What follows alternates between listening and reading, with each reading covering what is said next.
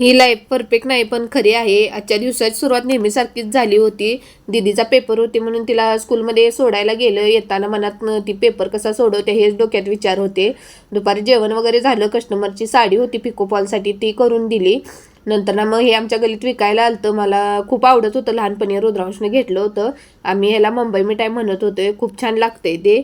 आणि नंतर मग संध्याकाळच्या जेवणाच्या तयारीला लागली. आज सिंपल अशीच मेथीची भाजी करणार होती. भाजी धुवून घेतली आणि शेंगदाणे आधी भाजून घेतले आणि तेल घालून लसूण ची फोडणी दिली आणि भाजी घातली. सिंपल अशीच भाजी केली होती आणि अशा साध्या दिवसातच खरी खुशी असते असं मला वाटते. वरून मीठ घातलं, शेंगदाणेच कूट मोठं मोठं चेचून घातलं आणि भाजी तयार झाली. हे भांडं मला हळदी कुंकाच्या वानमध्ये मिळालं होतं. खूप छान भांडं आहे हे, मला खूप आवडते.